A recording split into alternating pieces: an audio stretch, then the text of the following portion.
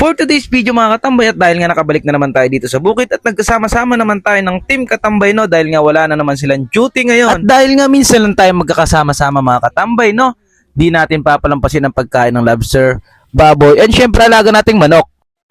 Bali nga for today's video mga katambay, no, sisimulan natin yan sa pagkuha o paghuli natin ng mga alaga nating mga manok mga katambay. At saktong-sakto rin dahil meron tayong tanim sa bakuran na papaya na napakalusog mga katambay, kaya kumuha na kagad ako ng isang cup na mais para huliin natin ang mga alaga nating mga manok mga katambay, no. Kung napapansin nyo, medyo nangungunti na nga pala sila mga katambay dahil medyo napaparami na rin ang ating mga kinatay. At eto nga pala mga katambay, no, ang inahing kulay puti ang ating huhulihin mga katambay, parang sabaw ay nagkukulay dilaw. Eto nga mga katambay, ang strategy na naman natin sa paghuli o ating teknik na gagawin.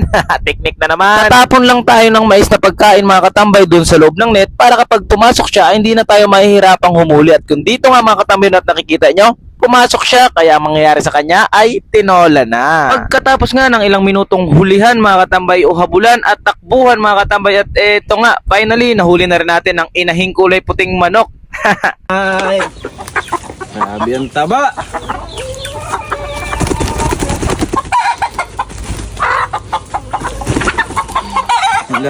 And syempre mga katambay, no, dahil nahuli na nga natin ang ating alagang manok, ay didiretso na kagad tayo mga katambay, no, sa kaibigan natin na namimili ng lobster para doon naman tayo sa kanya bumili mga katambay. Bibili lang tayo ng saktong kilo mga katambay, no, yung syempre yung tipong hindi tayo mahihilo. At pagkatapos mga katambay, pinuntahan na natin si Katambay Tin, at eto na nga ang ginagawa niya, niluluto niya na ang specialty niyang spare ribs mga katambay, no. Kung nakikita nyo mga katambay, no, napakasimple lang talaga ng pamumuhay dito sa bukid, napaka-presko, and syempre napakasariwa ng mga kain mo, and syempre lamang na lamang ka kapag meron kang tanim sa loob ng bakuran mo. At hindi nagtagal mga katambay, binalatan ko na rin ang inahing manok na ating lulutuin. Balat pa nga lang mga katambay ay naninilaw na. Ano na lang kaya mamaya yung sabaw niya kapag nilagay na natin sa pressure cooker mga katambay. Syempre mga katambay, no, habang nilalagay natin sa pressure cooker, ipapakilala ko muna sa inyo ang apps na pinaglalaruan ko sa mga nagtatanong kung saan nga tayo kumukuha ng pera na ginagamit natin sa ginagawa natin sa buhay natin sa araw-araw mga katambay. Yung link ilalagay ko na lang sa comment section. And syempre mga katambay, no, na lagi nating tatandaan na bawal ito sa mga kabataan. Bet responsible mga katambay and gamble responsible. Syempre mga katambay, no, tuloy-tuloy pa rin ang ating pamimigay ng GCash sa mga sulit supporters natin na masipag mag-like, mag-share, and mag-comment sa ating mga video. At eto nga mga katambay, no, natapos na nating ilagay sa pressure cooker. Kaya mga katambay, no, sisipatin naman natin ang napakalusog nating papaya dahil nga mamaya ay kukuhaan natin siya ng isa panghalo mga katambay, no, sa ating manok na tinola. Pagkatapos nga na rin nating pitasan ng isang papaya mga katambay, no, dumiretso na rin agad tayo sa tanim natin na sili mga katambay, no, na dito lang tumubo sa gedli-gedli. At after nga ng ilang minuto mga katambay, no, na pagpapakulo sa pressure cooker, agad naman itong sumigaw mga katambay at nagsusumirit-sirit na mga katambay. At eto nga mga katambay, no, sa ating unang pagbukas at sa kanyang unang pagkulo ay ilalagay na natin mga katambay ang papaya habang pinapalamig na natin ang spare ribs sa gidli-gedli mga katambay. Konting halo-halo lang dahil mamaya-maya lang mga katambay, no, ay ilalagay na natin ang dahon ng sili. At habang nag-aantay nga tayo mga katambay, kwentuhan at buritan muna cellphone sa labas ng ating bahay mga katambay. Pagkatapos nga ng ilang minuto, bubuksan na naman natin ang pangalawang pagkulo mga katambay. Sa pagluto nga pala natin ito mga katambay ng napakatabang manok na tinola.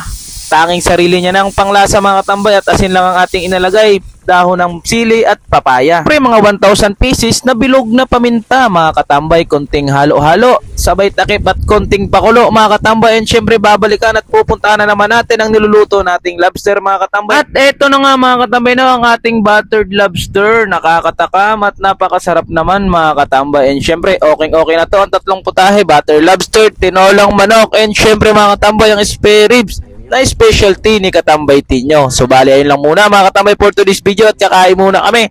Wah!